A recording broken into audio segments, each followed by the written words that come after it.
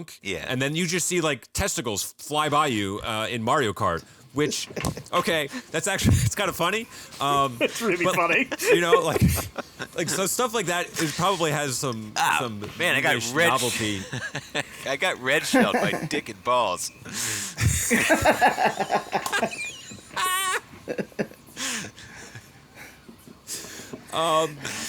There's a blue balls, blue shell joke in there. Somewhere in there, I'll right? come up with it later.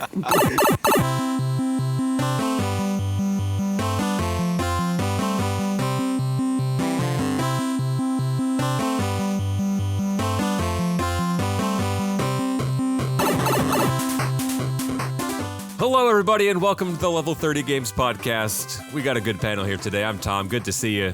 Good to have you listen. Welcome, everybody. We're here with a full panel load. Joe and Drew are back, and Dan, as our, my music's still going, as our third time in a row, I think you've been upgraded to full-time cast member. So no longer wild card. We will officially change the title on the graphic, and we will have it say your name or whatever else it is that you want. Maybe you're partial to staying the wild card. Play a little recklessly, you know? Kind of like it. How is everyone doing today? Well, not good because I didn't get a pre-order, but we know you did. Yeah, I didn't either. You You got 7, right? No, I did not. I did not get 7. I was trying to get 7. Target declined my card several times. We'll get into that whole debacle. Target took it out of my cart, so. Well, yeah, we'll get into that debacle in a second. I was hoping you guys had a little bit more to say for how we're doing. Dan, how you doing? Oh, we're still on that question. So good. So excited. I'm ready. I'm ready for this. I'm ready for Switch 2. Yeah. Let's get into the Switch 2 of it all. Joe, you'd mentioned some pre-order headaches last night. Tell us a little bit about that. I thought I was online and ready. I was on Target's site. It hit midnight. I hit refresh, and Target's site was no more. And then for some reason, everyone I know got one from Target except for me. So, I don't understand. Everybody who texted me was like, yeah, I had so much trouble with Best Buy, but I managed to snag one at Target. I'm like, but I was there first. And then Target eventually took it out of my cart. And then I woke up this morning with my laptop neatly placed to the side of the bed. So I'm pretty sure I fell asleep, woke up probably at like 3 o'clock and went, oh yeah, it was a loss, and just closed it and put it to the side because I do not remember doing that. yeah, you I didn't get one. You trailed off the text chain, and I was like, Joe definitely fell asleep, which he was worried about. Yeah, I nagged one from Target at about 12:03. It was like the fastest I think I'd ever been able to pre-order anything. I know you're all shaking your heads at me now. But here, I didn't want it from Target. I wanted it from Best Buy. Who cares? I also got one at Best Buy. So, you know, we'll let you guys fight it out. I think we're going to have an arms tournament, and the winner will get to take the Switch. Yeah, I was looking for that. Best Buy had actually pretty good bundles. They weren't cheaper, but it was just nice to have everything to throw into your cart all at once. Whereas Target, I was like, oh shit, it's in my cart. Okay, check out. Like, I'm not adding accessories or anything. Dan, not to exclude you because I don't think you were probably sleeping through the whole text chat. I'm sticking with the mission statement of the Level 30 games here, where I don't got time to wait up until midnight, and I'm not going to be able to play it right away. And I'm so fine with that. And I'm really excited to have it, and I'm really excited. I watched, 25 minutes of Super Mario World video today, just gameplay, and I'm really excited. And I'm also okay with, not being able to get it for a couple months. Okay, yeah, I mean, you were the only person that didn't chime in last time. I was like, all right, Dan's clearly waiting, but you made that pretty clear last time we all chatted together, and I condemn you sticking to your guns, because I know it can be tempting to just in that moment go, everyone wants it. All right, it just kind of makes me want it too. Drew, you tapped out real early. So what happened? It was in my cart in Target. I had the Mario Kart bundle. And my bank even stated that they thought it was fraud. Yeah, I got the same thing. It charged me for this morning.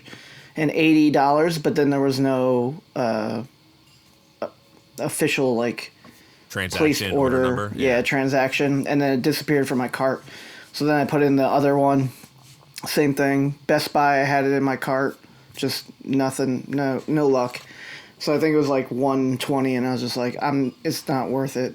And like, I don't know. I think the last time I had like a day one system was probably the first Switch, but I don't remember that. But if I go back to like Xbox 360, I remember like selling it because it was worth way more than it was just to have for a little while, and I got one later. Yeah, did anyone expect that to actually run smoothly, or was that kind of par for the course for everyone's expectations? It's pretty much what I thought was going to happen. The internet can, we can DDoS entire countries, but we can't keep a store up long enough for people to get their pre-orders in.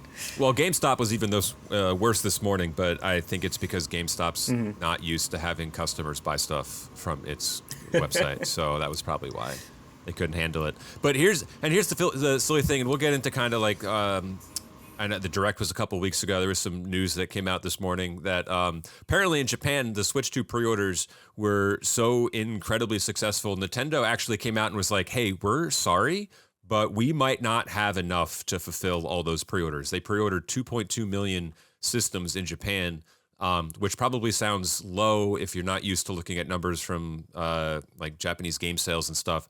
That's ridiculously high. I think it was the highest pre-ordered system ever, and it's kind of telling that they might not be ready for it. So that's kind of sad. If you're in Japan, good luck. Which will be good, because if you've ever played Mario Kart online, then you know if you see the little Japanese flag next to a cart, you don't stand a chance. So maybe that'll make an even playing field for everyone that gets the game in other places. Yeah, we'll get them, Dan. We'll go tabletop mode at the next baby shower. And if you're curious what that's in reference to, check out the last episode, which I think was the best episode we've ever done. So rewind the clock a little bit, because I know we haven't chatted since, well, like a couple days before the Switch 2 Direct.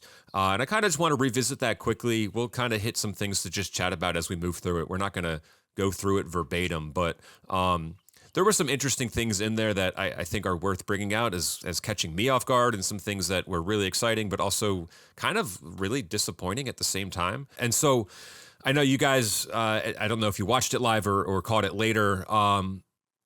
The Direct opened with Mario Kart, which I think was a really smart thing to do, because it was immediately identifiable, right? Like we fade into the sky, and it kind of cranes down, and we see, oh, there's Yoshi Burgers. And we know that from the 2 seconds we saw it in the little tease when they did the hardware reveal like a month or two prior. And so immediately, like, okay, we're opening with Mario Kart. And that kind of cemented it as this is going to be a launch title. That's awesome.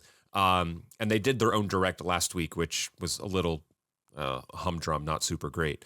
I guess my question for everyone, and I'm going to start with Drew, because he's got some thoughts on this, I hope. Do you think Mario Kart is the right game to launch new hardware with? So, I didn't at first when I was watching it with my students. So my students were all like, "Put it on. It's 9:00. We need to watch this Direct." And I was like, "All right."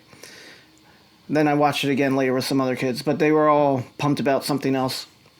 What I like is the open world part. Like, I'm okay with this being the flagship title to a new system, because they put so much time and energy and effort into it that they want infinite replay value of a racing game, which I think is crazy. Like, besides just playing online, playing each other, and trying to get through each course as fast as you can, beating the ghost, whatever, you have all of these like little side quests, which I like, because when we were talking last, I ended up buying Mario Odyssey again, and I started playing it, and I was like, I'm only halfway done this game. There's 999 power moons in this, and I'm only at 4 something. I was like, there's more than 999? I got to Yeah, 12. I got to 1200. I stopped playing. Yeah, I think So- you get to like the moon, and then there's the dark side of the moon, and yeah, that game kind of keeps. Yeah, and then you go back to each world and touch like some metallic object, Yeah. and that reveals more. Yep. And I was just like, the amount of content I didn't realize was in that game. And, like, I played a lot of it, and I was just like, oh, I should have gone back to this more often, right? Like with Breath of the Wild and Tears of the Kingdom, you always go back to them because you want to explore everything. So I love that now we have this open world racing game that you can do a lot of things. Yeah, they were just a little mum on what some of those things were. They specifically kind of went out of their way to showcase that there were 3 types of like currencies. You can get these peach coins and something else. And I was like, okay, but what is this? What do you do that for? Like, is there a point to it? And I think you're right in referencing Mario Odyssey as a game that kind of just gave you these little breadcrumbs to kind of like go tinker and play. And then, oh, there's a moon. And Breath of the Wild did that. You like, oh, that looks like it's definitely something, and it was sometimes nothing more than like a Korok seed. So I definitely think that there's a pattern here. It's interesting to see it applied to a racing game. I don't know, Dan, what do you think? Yeah, I actually think it's the perfect title to launch with, because of several things we talked about on the podcast before. But sort of you alluded to it, Drew, with Odyssey. There hasn't been a major reimagining of a Mario Kart game or a Super Smash Brothers game in terms of the play style. I mean, maybe you could throw like Double Dash was slightly innovative, but Okay. with Switch, when you saw Breath of the Wild, you're like, okay, I recognize it's immediately Zelda, and I recognize it's a version of Zelda I've never seen before, and I'm in. And I think that same thing happened has happened with Mario Kart, where you can go, yeah, it's brand new. It's familiarity, but it's novel at the same time, which is enough for me to say, yep, I have nostalgia factor, check that box. But I'm not playing the same game again. I'm gonna do something. It's worth $450 for the replay value.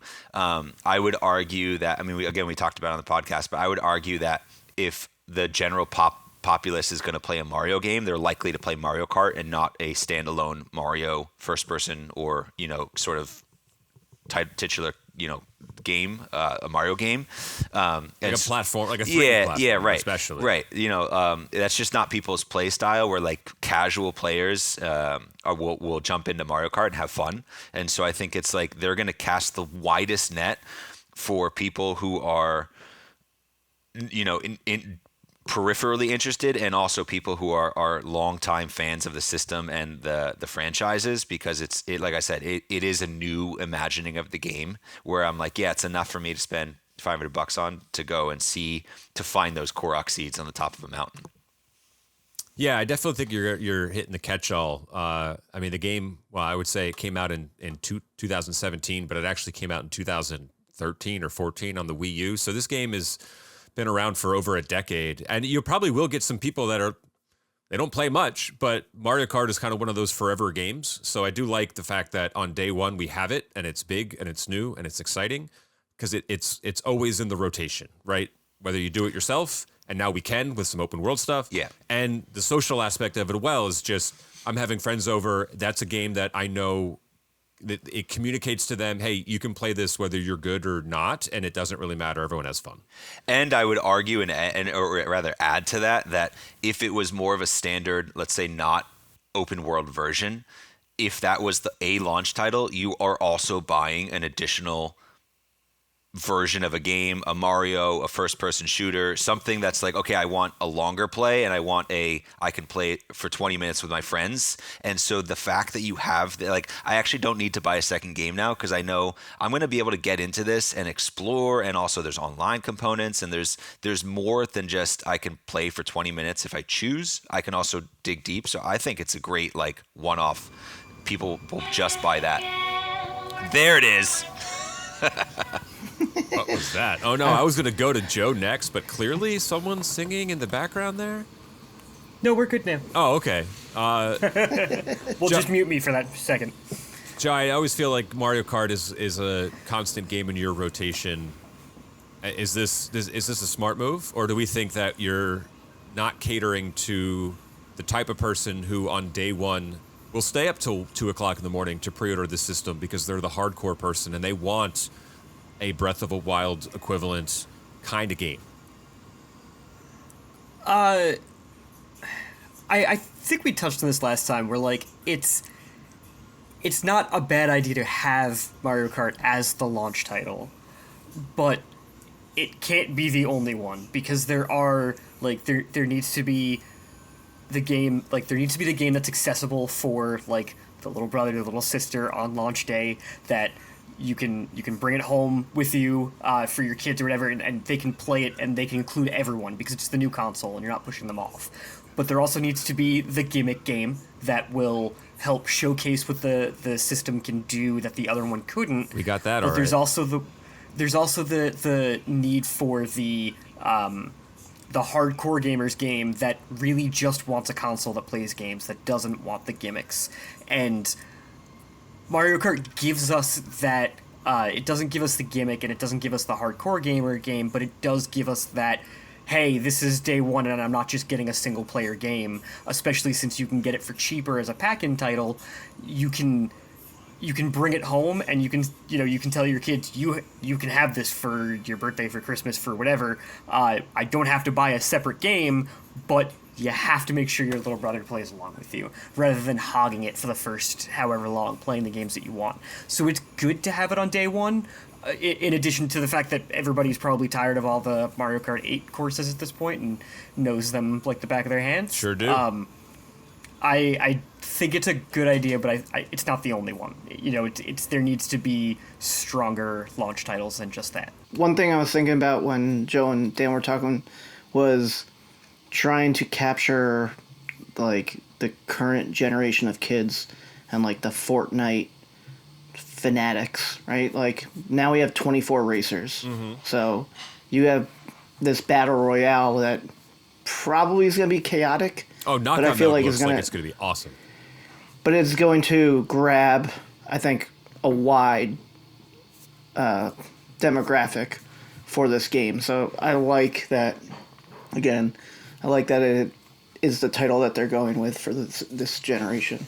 Yeah, it seems to be the perfect like general audience game that really kind of hits all demographics, and it was the best-selling game on Switch and on Wii U, and it makes sense to come out the gate with something fresh in that vein, because I would think that, even an 8-year-old kid that's in the video games is going to like, oh, I know Mario Kart, so that I'll play, right? They might not be into the more hardcore stuff, but you also have some kids that are like, I don't know. Think about when the Switch came out, and Mario Kart may have been one of the first games they had. If that was 8 years ago, you might have kids that were 8 when that came out, and now they're 15, 16, and you need something also to kind of want to make them stay. And I think that speaks to the rest of the game lineup. We'll get to that a little bit later, but interesting thoughts on Mario Kart World. No big surprises on the hardware front, so to speak. We got a little bit more insight as to some of the new features, and can we put new in quotation marks here? I mean, right, they spent like 7 or 8 minutes of this direct talking about game chat, which is, okay, cool feature, but we've been doing voice chat in games for years, and I guess the video element's a nice little touch, and they do it in their kind of Nintendo way where you can screen share and all that jazz, but was this a moment where any of you had said, "Hey, this is great. This is exactly what I wanted in my Nintendo hardware"? I just think it's better than where you and I were using the Nintendo app to try and play like Splatoons or whatever online. Like, oh, sure. That didn't make any sense. So at least it's integrated, but at the same time, you're still buying a camera, right? If you get the camera attachment. I mean, it's nice they put a microphone built into the system, but yeah, you need that camera. The one little thing that I thought was actually kind of nice was like when they demoed, oh, look here, you can just kind of pop up and see everybody on the screen and your game and all that. And I was sitting there, I was like, Dan, that is exactly how we've played video games on the Switch before, where we each have our laptop set up and we're FaceTiming one another and we're just playing the games over the computer on the TV screen. Yeah. And so, like, there is a practical application for this. I can't see it being a huge use case scenario, but maybe for a lot of people it is. I do have a wondering about that, though. And Nintendo, when they did the Wii, folks were really impressed and inspired by the mobility component of it, like how active you had to be. You had to stand up and move, and it's so much so that it was in retirement homes, and you saw it, like there were all types of varied uses. And then sort of after that, the feedback gradually became, I don't want to stand there and play video games. I want to sit on my couch like I've always done. And so it was Right. this trend that it didn't actually take off. And I'm curious, could we predict now, is this going to be the thing where it's like once we have this video camera, we didn't recognize how awesome it was until we did it, and then we sort of we're not ever going to go back? Or is it going to be the thing where we try it and then eventually you're going to go, yeah, I actually don't need to see people's face. I'm in my PJs or whatever, I'm just curious, like what's our predictions? I'll let you guys chime in. I have some thoughts, but so if you need a minute, I'm happy to. I'm with you. I think we'll end up like, hey, this is cool. We can turn on our cameras. We can talk to each other and see each other while we're playing. And then, yeah, it's gonna turn into like, we don't really need to do this. It's 8 o'clock in the morning. It's midnight. Whatever. Is it this lens the whole time? Is it's like, do I really need to see that? Cool. Thanks for the double chin and nostril shot. Yeah, no, exactly. That's exactly. Yeah. Don't particularly care what color your nose hair is. Also, I know it's like that you have a walled-in garden here, so I don't think you can do any of the camera stuff with strangers or whatnot. But like they showed off, like, oh, you can put your face in this icon, so when you're racing, like you can. And I'm like, okay, that's actually kind of cool. But there's gonna be someone that just like takes a shot of their junk, and then you just see like testicles fly by you in Mario Kart. Which, okay, it's kind of funny. It's really funny. Like so stuff like that. It probably has some. Man, I got red. Novelty. I got red shelled by dick and balls.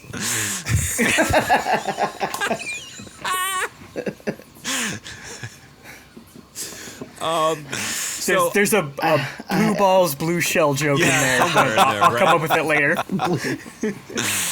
Terrible. So do I see this being the thing that we go, oh no, you know what? Actually, we're really going to have this. I would say that the Microsoft Xbox Kinect wants to have a conversation because that was a wildly successful peripheral on the Xbox 360. And then Microsoft said, well, you guys love it so much. So now it's going to come with the next hardware. Oh, and by the way, you need it to like use the machine, which was a big problem. And they slowly kind of peeled that back because they then realized that no one really wants this thing. So it's nice to have as an accessory, but I don't think we're going to look at it and go, this was groundbreaking, but just me. I have two things. One is Switch 2 Pro will just have a camera built in. And the second thing is, does the Steam Deck have a camera on it? No. Okay. I just figure, like, all tablets have it. Like, why wouldn't they just build a camera into the top of it now? I would imagine, I don't know, hardware space, like or computation power, where they're. I don't know. I'm not an engineer. It could be like Game Boy's camera, right? That USB-C at the top, you could just plug a camera in. Well, that's where this and plugs in. And then you can play it in handheld. Yeah, and but it's like a standalone, right? It like looks at you. There is. I think the Kinect. I think I saw like Hori made one that you can plug in like directly on top, and it just kind of sits there. So it's about like 2 or 3 inches tall, and so if you are handheld. But also they did that with the DSi. Remember they redid the dual screen, the Game Boy, and they're like, you could have a camera, and I don't know what utilized it, truthfully. So now that do we think that Blue Balls we'll be able to get used it? Now that we're sort of do we think we'll be able to get a camera off the shelf? Oh, no, go ahead. But now that we're talking, no, you can. You don't need to use like a branded one. Okay. That actually brings up a really interesting point because during in Mario Kart Online, because there's so many kids, it's not free chat. You have like select things you can say, right? And that I always thought that was a good way to protect having like the slogans, yeah, or the little, right. Like, I'm using tilt controls. Yeah, right. But when you have a 7-year-old playing, that is one of my major complaints with other games, Fortnite and Warzone, where you hear some of the most vile stuff. And so, like, has Nintendo addressed? They're gonna have a camera, which is cool for me and you, but I mean, how do you limit somebody taking a picture of their junk for minors? I think there's a parental setting for it. So like you can have it that you need to approve the people that you allow to the video chat to be done with. Okay. And I think you also need to Like there's an extra layer there, and then there's the parental controls for it. So I think if you wanted to give it to your kid, and like it would need to go through the parent app, and they need to go, oh, okay, I don't want my son to share the camera with Big Dig Johnson 69, so we're gonna just block that. You know, like I think there's an extra layer there too. That's Joe. Should for be the like reference. friend code. That's Joe. Big Dig Johnson 69 is Joe. That's why he was late to the recording. He got out of the shower, and it takes an extra half an hour to dry himself off because Oh my God! Stop. This is not rated family friendly. This is This is let's push forward. Sideways. This is level 30 games after hours. Nintendo could probably limit the camera with the friend code system, right? there is going to be Like, something there. Yeah. Only be able to see a camera from friends who you've Right. shared your code with. Right. Considering the day and age we're in too, I would say that they'll probably have like AI processing on the back end too. That's gonna it might not be able to do it real time, but will most likely be trying to detect that stuff as quickly as possible. And because it's Nintendo and it's they're like a family and like kid friendly system, my guess is immediate console permanent ban from Nintendo Online if they catch that stuff. Like no, like, you know, you can't do anything online for 3 months or 6 months or whatever. Like you do it once and you no longer you have to buy a new console and set up a new account if you want to do Nintendo Online again. Well, they do have a history of doing that with some things. Like there are I vague on specific examples, but I know there are games or online things where it's like you want to enter your username, and if you're like, farts are cool, like it's like, nope, you can't say farts, like that can't be a publicly viewed name. So I don't know if that's in real time or that's just kind of baked into the game itself, where there's like a word list of like, nope, you can't have fucking your username, because obviously that would, you know, it's not good for Nintendo. It's a word list. But Traditionally, that's how it works with a word list. Yeah. But with like really simple AI models now, you could catch people trying to kind of finagle that a bit, and like work the curses into their names, like capitalizing the first letter of 4 different words to spell out Leet fucking speak. something. Yeah.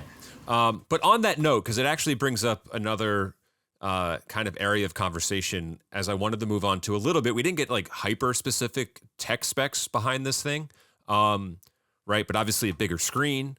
It's not OLED, but it's got HDR and it goes up to 120 hertz, and does 4K. I was actually kind of blown away at that spec. Did not expect that from Nintendo. It seems like between that and some of the IPs from third parties that they're bringing to the system, Cyberpunk, Elden Ring, like they're clearly trying to position themselves as someone who doesn't just make games for kids. So knowing that,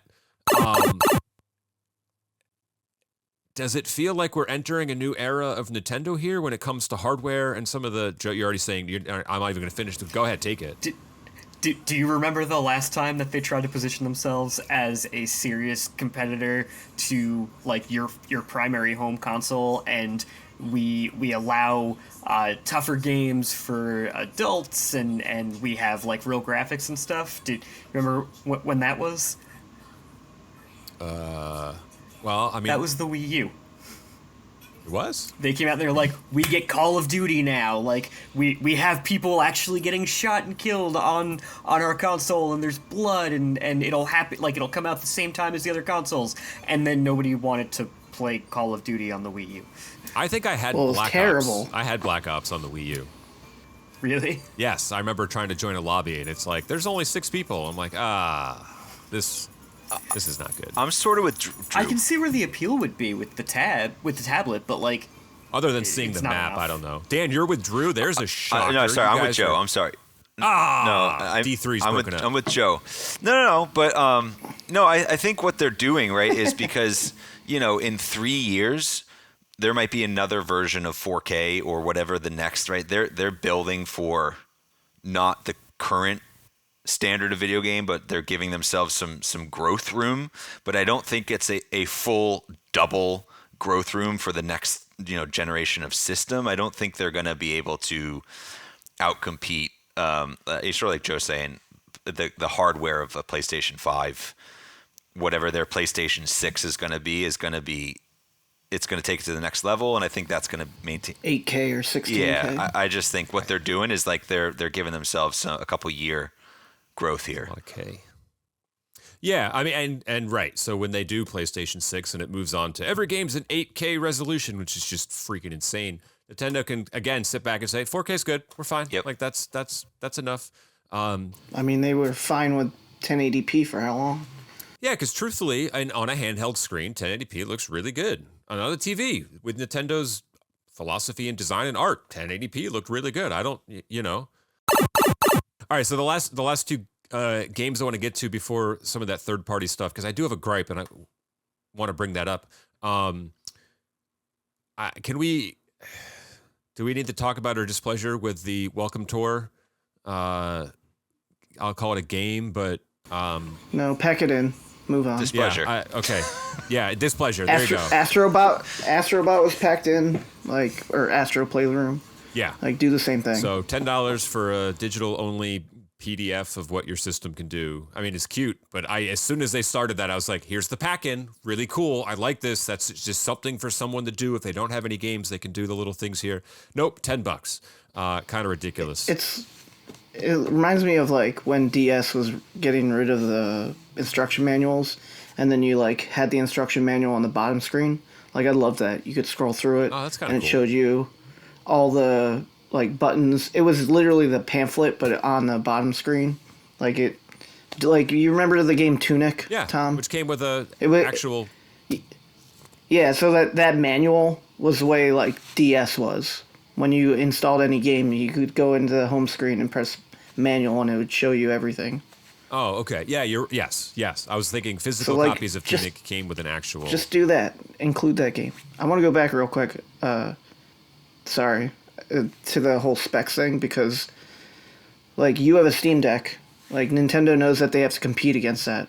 So I like that they're incorporating games that are on PC and more powerful systems. I like that we're transitioning to that. I don't think it's going to be an amazing move, because I don't know if we're not getting anywhere near 100 million of these sold. No, I mean definitely not. But and I'll ask Dan specifically, because I know you have an Xbox, probably have had that system the least amount of time any one of us have had some of the next gen stuff. So, I mean, Dan, when you see games like Elden Ring and Cyberpunk and Street Fighter 6 and, James Bond 007, and are those games where you go, yes, I can finally play these games because I have a system that can play it? Or are you oh, I know they came out a couple years ago and I'm good? Yeah, I will say that the reason that I got the Xbox Series X is because I couldn't play those games on my Switch. That was the one I could do everything I wanted to do with it, and I still love it. But if you wanted to play an Elden Ring, it wasn't. If you wanted to play a Grand Theft Auto, if you wanted to play something that was not only bigger in scope from a tech standpoint, but bigger in scope from a just sort of maturity standpoint, you needed that second system. So I think if it has the capacity to have these bigger title third-party games, for some people, that might be enough to go, yeah, I don't need a PS5. I'm good with this. Yeah, I was kind of surprised at the response of a lot of people on, Reddit forums saying, I've been waiting forever to play Elden Ring, and this is great. But Joe and Drew, you guys have been around a lot of these games for a number of years. Did you get to this moment and go, hey, that's really awesome, but also I felt a little underwhelmed in seeing stuff like this? Tell me what you guys thought. I want the system for Duskbloods. So, I'm all about Elden Ring, right? I would love to have it on the go when the game came out originally. I probably won't go back and play through it because it's hundreds of hours, but I really want to play the follow-up to, the Bloodborne universe, which is Duskbloods. Which was one of the very few new IPs that kind of came out from the third-party aspect of things, which was as an original title. There were a lot of games that had been ports from older systems, a lot of games that, okay, they're coming out on PS5 and also now the Switch too, right? So they do have a future release, which is kind of nice, but they're either a sequel or based on an existing intellectual property. But Duskbloods seemed to be one that was not only just a brand new IP, but also a Switch exclusive, which is kind of a big deal. So, Joe, any one of those games kind of jump out and go, "Yay, I can finally do this," or is it a little bit more ho hum for you too? Yeah, it was a little boring for me in that sense too. Like it's not uncommon for Nintendo to be like, "Hey, we're gonna re-release some of our games and re-release some of everyone else's games that everyone's already played, and you can re-experience them." I don't know if what their reasoning is for it, because I can't imagine it sells a whole lot of games or a whole lot of consoles. Because realistically, like, yeah, some people will want to play it again, but no, everyone who like the hardcore people who really want to play it have already gotten through it. So it might be more of a like, hey, I've been waiting for the Switch. I've got this now. I can pick up this other, this game that I haven't played before. But for me, like, if I really wanted to play them, I probably would have already by now. None of it really that. Even if it was a game I strongly wanted to play or really just specifically wanted to play on the Switch, re-announcing titles doesn't do a whole lot for my excitement level. Yeah, and I think we might be a unique blend here where we own multiple systems and we kind of have access to the stuff and make decisions. Oh, okay. When these games come out, that it's for me, I don't want to play it. So having it here is, I don't know if that novelty rings true. Drew, you mentioned like you wanted to play Elden Ring on the go, and Joe, you've probably been able to do that on your Steam Deck if you wanted to for a number of years now. So, there's a potential to double dip, but, is the novelty factor of a handheld portable the same as it was in 2017? I think there's so many options that it might be, like, again, when I used the Switch One, I went, I exclusively used it as portable, and now it's exclusively connected to the TV. So, like, there's other options. Yes. I don't know. No, you're right. And now, at least with the Switch 2, there will be an added benefit to having it connected to the TV from a power standpoint, right? It has the built-in fan, so you're actually going to be able to get a performance boost and having it in that dock, which is kind of great. And you'll get the higher resolution, of course. And the higher frame rate, which is fantastic. Joe could speak on that. Is a fan in a dock actually going to performance boost the system? It's not going to do crazy things, but it will make a difference. Passive cooling can only do so much, especially in like a closed-in system. When you can force the direction of the air that you want, it's possible to make a pretty significant difference with it. Especially as well when you put it in the dock, it turns the screen off, so you're gonna lose a lot of heat that way, and then forcing more of it out with the fan. It's not going to be the only thing that's making it better, but you can do a lot more with it if you have a fan running and you're like actively cooling it. Yeah, well, there was I don't know. I don't know if there are any big standouts game-wise. I thought it was really cool to see Hyrule Warriors: Age of Imprisonment get a sequel. That game looks awesome. I really liked Age of Calamity. It ran at like 12 frames a second, but it was just a ton of fun. Dan, I know you're big in the Warriors games, so Yeah. is this something you're in on? Yeah, I actually I didn't ever play Dynasty Warriors 1, but I started on 2 and I played up until they got really crappy. So which was like 7 or 8, I can't remember. But There's a lot of them. There's a lot of them. But I love a good old button smasher level up, get better at smashing bigger groups of people. And so the fact that you combine that with Zelda, it could be a bad game and I'd still have so much fun with it. Hyrule Warriors, I didn't think it was great. The sequel, Age of Calamity, was better. Really good. They had so much more story stuff, which I was all about. So I'm thinking they probably are going to go in that direction again for this. That looks awesome. Drew, did you have one other than Duskbloods? Tell us a little bit about Duskbloods. I don't know much about it. It just looks like a PvP VE, like it normally is. Like you get invaded, you can invade other people, you can partner up like Elden Ring. So would you say? But no, I was to say, Is it more of a spiritual successor to Bloodborne, or just kind of similar art style? Like, I mean, Blood's in the title. Yeah, I think it's similar universe. I don't think it's a direct sequel Okay. or prequel, like they haven't stated. And I don't know if the director has presented more about like where this is, because they're all different universes. Like Dark Souls has theirs, and even Demon Souls doesn't even lie in the same universe in a way. So I don't know. There's just one on here that I have a gripe with, because I was watching the direct with my students, and at the very towards the end, Donkey Kong Bonanza I'm super excited about, but Yeah, I want to get on that. there's for one one in sec. one in particular that I need your guys' opinions, because my classroom erupted when know what you're gonna say. Kirby Air Yep. Rider showed up, and I was like, "What is wrong with this current generation?" And they were like so ecstatic. They're like, "This is amazing!" And I was like, "Why would you put two racing games from the same, well, HAL Laboratory Yeah. versus Nintendo, but two racing games on the same platform, like towards the beginning?"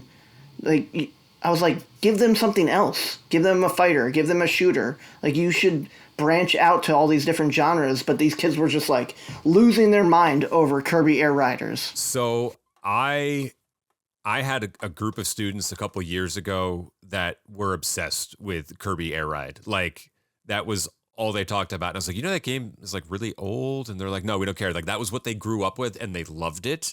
So it definitely has like a cult following. I've always known it as you press A and the game kind of plays itself.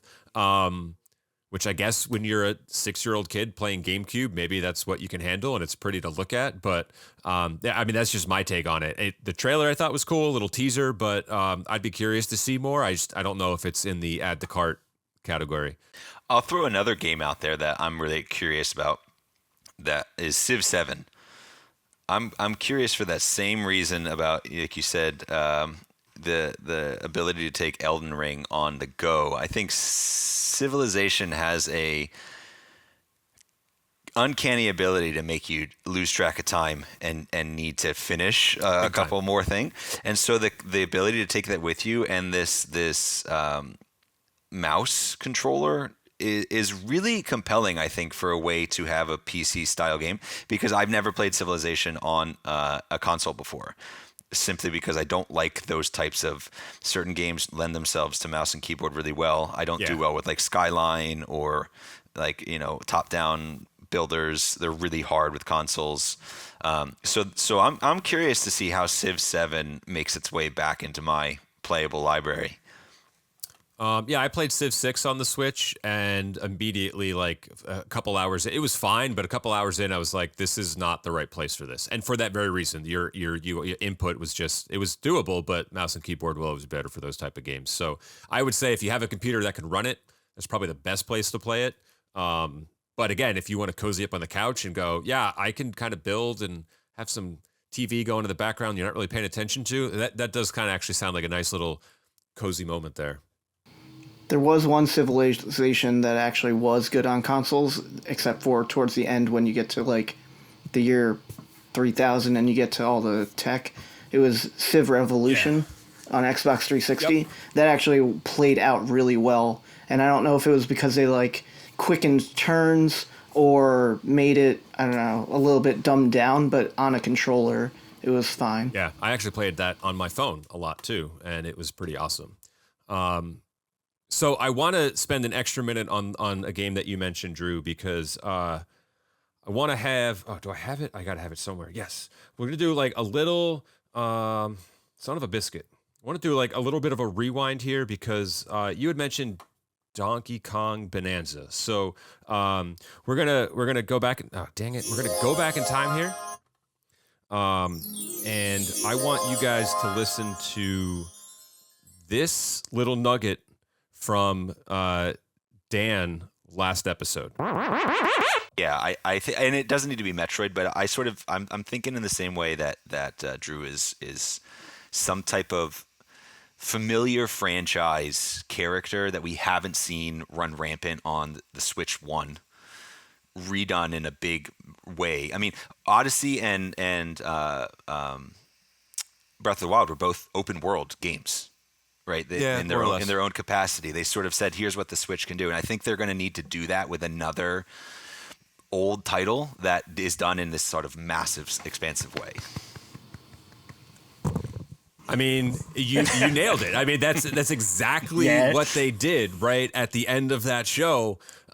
In bringing out this title that on the surface I was like, oh, this is Mario Odyssey. Like this is a sequel to it. Look, the art style looked the same, and then as soon as we get that shot of him hitting the wall, I was like, wait a minute, is there gonna be Donkey Kong? And you hit the nail on the head, Dan. That was the reimagining of an older IP that they needed to bring out to excite fans and to give them something new but familiar at the same time. And this game just looks hella fun. Yeah, It sounds like you knew. no. Just listening to that again. Dan it sounded actually like has been on you the knew. development team for Donkey Kong Bonanza for the last 2 years. He's writing the music for it. No, but you knew it was going to be Samus, Kirby, Donkey Kong. I mean, you go back to like the original Super Smash 8 or 10 or whatever it was, right? Like Luigi's Mansion has sort of been redone and remastered, and so the possibility of franchises for them to draw upon it felt like it was narrowing. It could have been a guess of a couple, but. Well, I think it was worthy of praise because your articulation was just spot on. That game's going to be fun. It comes out like a month after the system launches, and so it's kind of the perfect follow-up to, hey, I'm still going to play Mario Kart, but now I can move on to something new and exciting, and like that's the one right there. So that's a pretty good double whammy in the first 30 days or so. Want to move on just and very quickly touch upon this because I also know we could probably spend 15 minutes, but I want to get general thoughts from everybody if we had to grade this direct. We didn't really hit much on price. I know that was a huge thorn in a lot of people's side just in the way they went about not dropping the price in the direct, but kind of like quietly putting it on the website after, which was kind of slimy. When they said like, and it'll be available June 5th, I was waiting for how much money, and it never came, and that was kind of weird. And then the fallout from Mario Kart costing $80, we can just debate that once we get that game in our hands and get a sense of if we feel it was worth $80 or not. But I'd be remiss if, as older gamers, we didn't hit on the GameCube games coming to Switch, which I know something Dan's very clearly very excited about. I feel like we've had some mixed feelings vocalized on the few, previous episodes in regards to, are we just nostalgic for GameCube or was there actually good stuff there? Dan, what are you excited for about this? Real quick, we'll move quick through this one. I think what I loved about the GameCube era was when they started taking a lot of these franchises and really starting to have fun and play with mixing. I mean, okay, Luigi's a familiar character, but now we get a game where he's the main character. He has a launch game where he's the main character. Right, and it wasn't just a side-scrolling. It was a sort of totally different concept of game strategy and gameplay. So I like that they're reaching back to that time period because I think you see it in Donkey Kong Bonanza, and they're saying like, all right, we don't need to do the same thing over and over and over again, and we can take lovable characters or franchises and smash them together or pull them apart or chew them up a little bit, and they still hold. Joe, how about you? Is there anything on the GameCube front that you're thinking to yourself, man, I hope they add this game, or even the ones that we saw you're kind of excited to dig back into? I want to point out the injustice that they served us. I know when where you're going. They were showing off the GameCube that you can play games on it, and they put a clip of Wind Waker in there. And I think that was just, knowing how many people have asked for that, Yep. That was the most messed up thing. Because they were like, we're giving it to you, but you have to play the GameCube version on a GameCube emulator, probably requiring Nintendo Switch Online. Yep. Like, uncool. I don't even honestly. I have the Wii U version. Like, why would I go back and play the GameCube one anyway? Hey, But the quick sale makes it alone worth playing on any other system because I Yeah, am changing that's that fair. song every 10 seconds. But I don't know. I haven't played GameCube in so long, of course, so I can't think of like any games that I really want to go back to.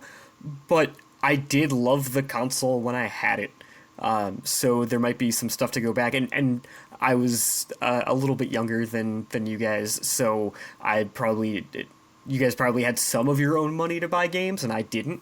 So you were the So- guy playing Kirby Air Ride. Got it. I wasn't, believe it or not.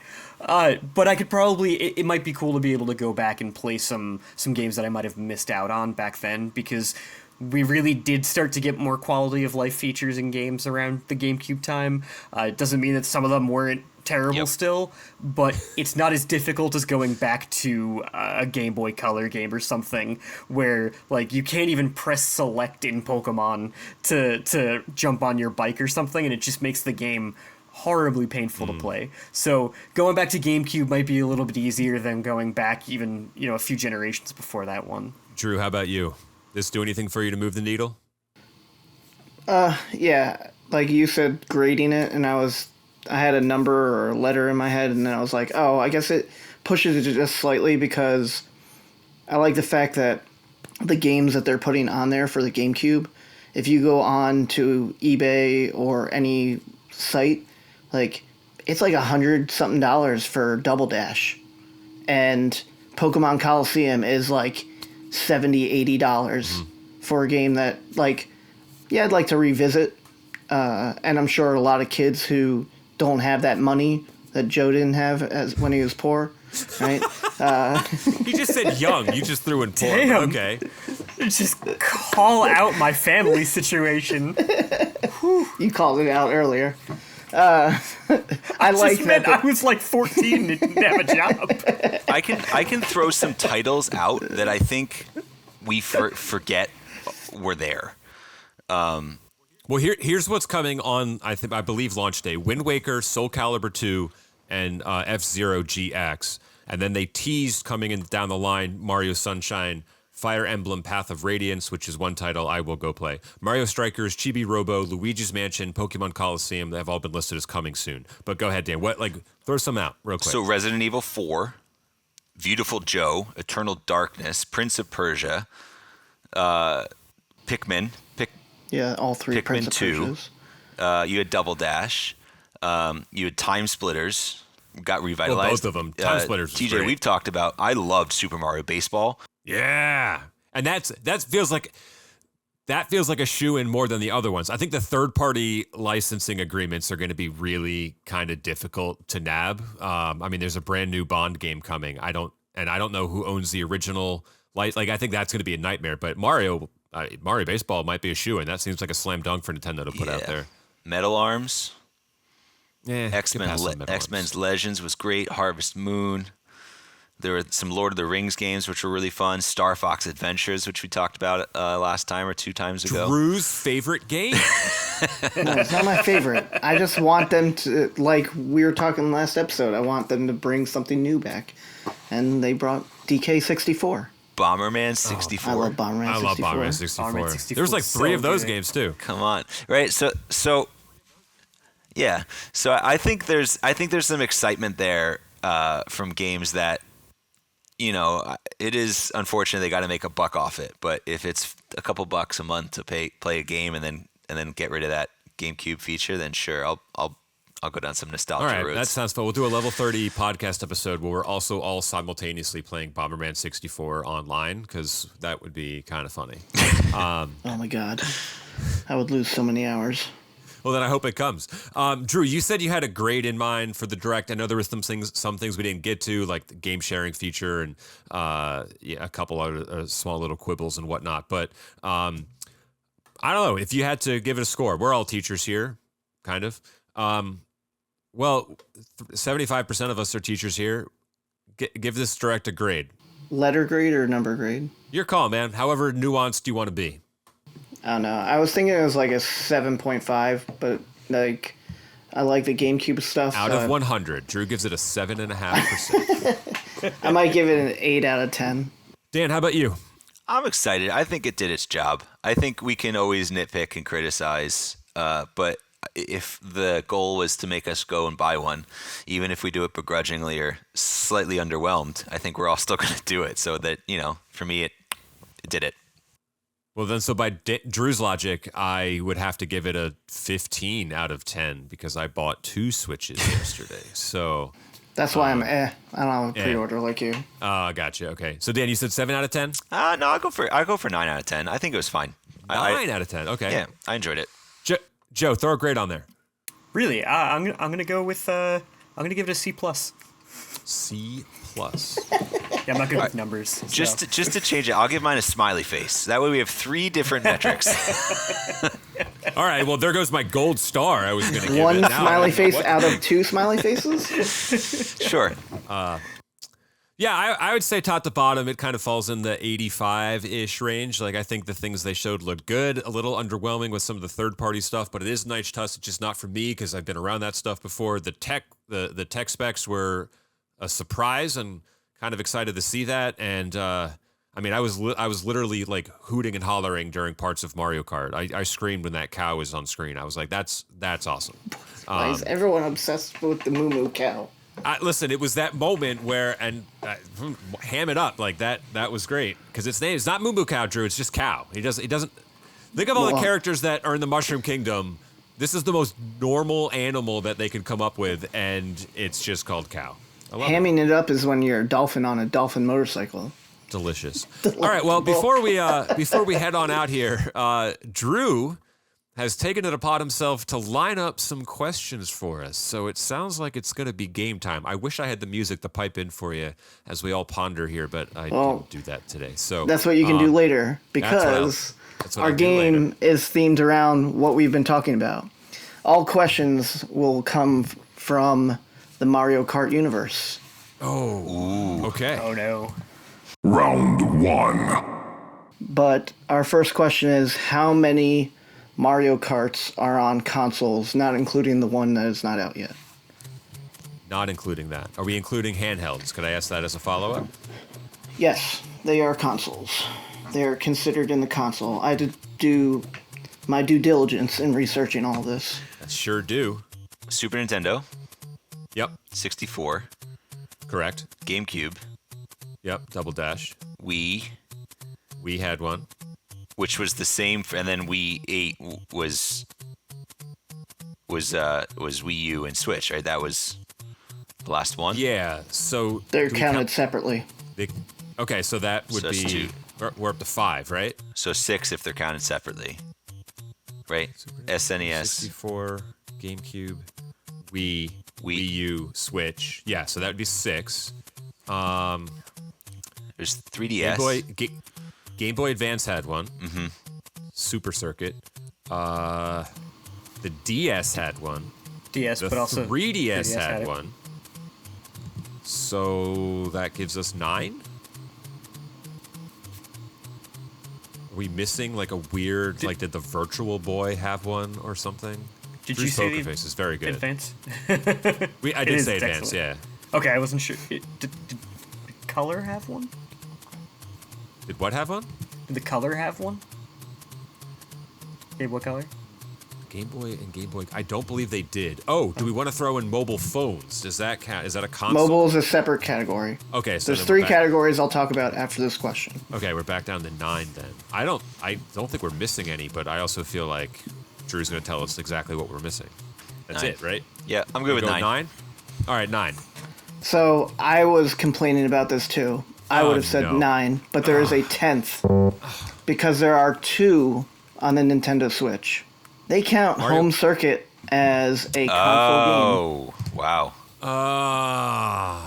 As soon as we locked in 9, I was like, does the arcade cabinet count? Because that was its own thing as well. So to go with your point, first off, congrats. 9, I would have taken that. All right, the 10th one, hardly anyone bought.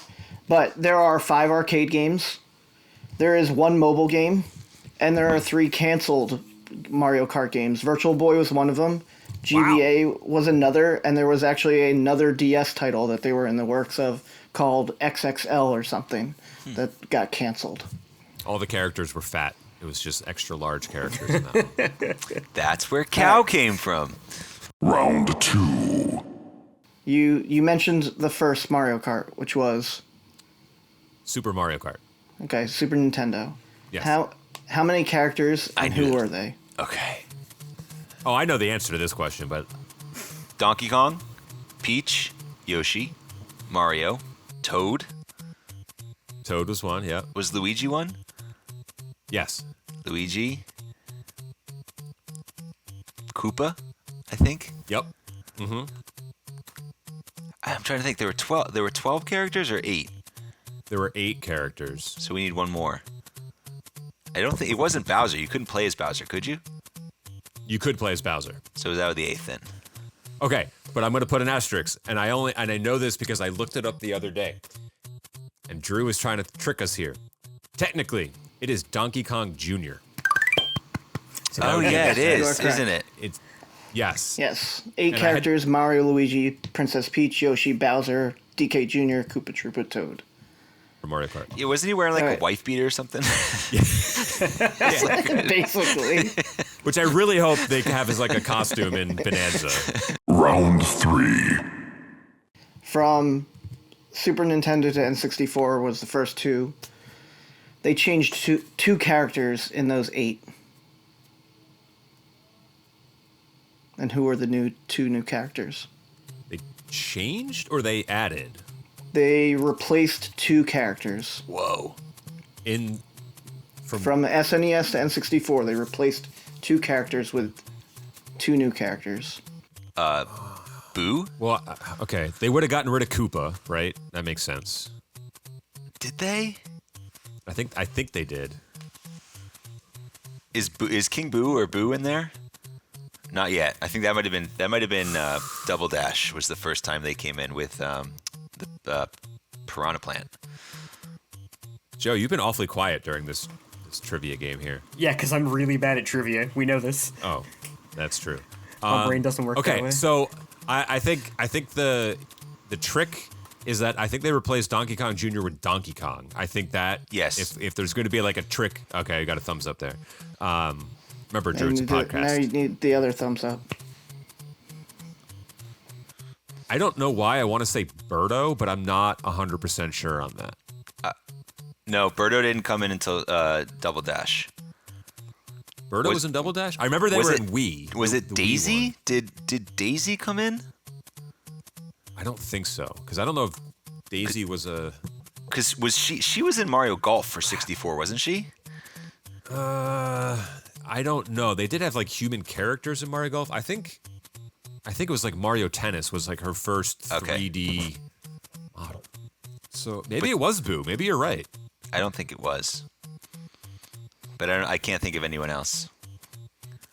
I'm trying to pick the picture of the character select screen. I'm trying to think of their levels. The rate. They had haunted house ones in 64, but the Boo was an item in Yeah. 64 too. Yeah. I think you're right, Dan. I think it might be Boo. But I don't know. I'm gonna hear it and be really angry at myself, but Oh! Was it Wario and Waluigi? oh, it might have been. No, I don't think it would have been Waluigi. It might have been Wario. Oh no. Okay. I think it was Wario because Waluigi, I think, came in for Double Dash. Might have Okay, been, it might have been Wario. So All right. So Wario or Boo are our two options. I can picture it both, but I don't really know. So DK got I'm swapped. not 100%. But I think it's Wario. And Okay, lock it in. but who do we think they replaced? You said it earlier. Oh. Yeah, I think they replaced Koopa. Oh, got it. Okay. All right, so we'll go with Wario. You are 2 for 2. Oh, got it. Okay. Round 4. I want to know. Well, there's two things on here, but we'll go with the easier one, I think. The 3 highest selling Mario Kart games. Most units sold. All right, well, Switch, obvious one. 64. I know the Wii one was prior, like at the time it was the highest. So I would feel confident with Switch and Wii. Yeah. It may even be a handheld. Oh yeah. Oh yeah. Was it advanced? Or Good thinking. 3D.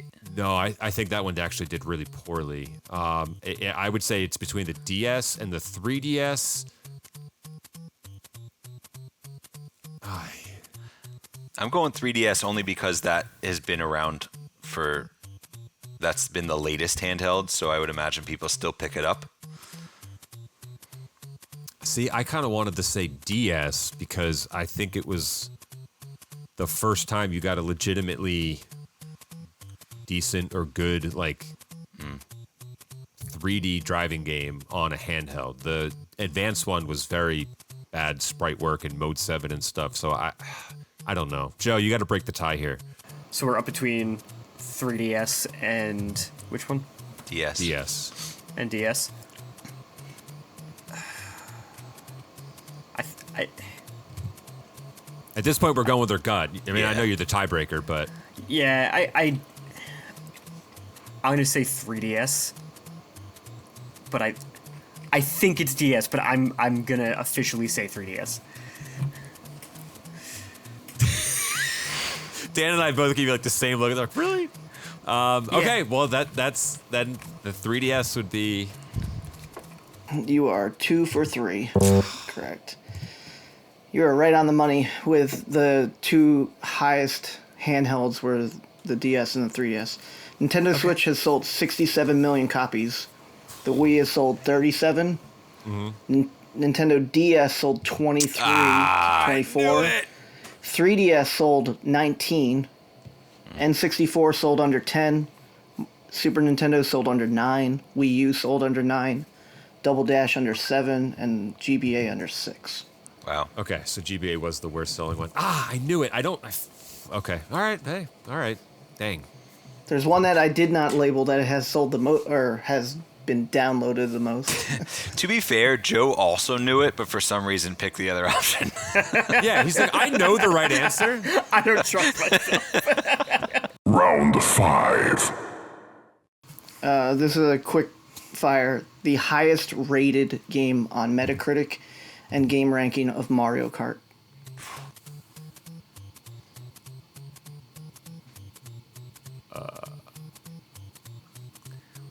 I don't know why my gut is telling me Double Dash. Maybe I'm just excited about GameCube, but I feel like it's a wild card. I mean, I would have just gone with the Deluxe. Nintendo. The Mario Kart 8 Deluxe. But you are the wild card, or you were the wild card for a reason. So maybe I don't know. It might not. Yeah, it might not be Double Dash. It might be the handheld. What has the most nostalgia factor? No, nostalgia factor is not relevant when you're talking like critic scores because the critics rate these games when they come out, right? So Okay, fine. Kirby's Air Ride. that's not even. It's not even. It just got does like a that so much 70. better than all of them. I'm looking up Kirby Air Ride's Metacritic score. All right, I don't know. I will tell you that you are on the track with 8 Deluxe. It was a 92% out of 100. Oh, The well G- then is it just Mario Kart 8? No. Mario Kart 8 got an 88%. Really? Well, yeah, Yeah, it it's wasn't freak- deluxe. Yeah, Well, but it's although still I think it one had a the lot of best problems. Wii U games. There's no battle mode in it. That's Low why. bar, but The best one was the original one at a 94%. I think with the current generation of like critics, right? People have been getting harsher and harsher. That the scores just have been going down. Double Dash was like in the middle of the pack under Mario Kart 8. All right, good cues, challenging cues. I liked it. started I'm glad. strong, and then we just kind of unraveled in a really awful way. All right, well, I think that's going to do it for our show today. Thanks for watching. Thanks for listening. If you enjoy what you've listened to, hey, give us a follow or a thumbs up or a subscribe or any of that stuff. Let's cue the music so we can dance our way out here, or a review. Yeah, that'd be kind of cool. I don't know what Drew's pointing to. Maybe he's pointing to Big Dick subscribe Johnson button. 69. I don't really know. Oh, is that the subscribe button you're pointing to? All right. Anyway, on that note, have a lovely, lovely month of May. We'll catch you then at the end of the month. See you guys. Don't let Tom push you around, guys. Bye, friends.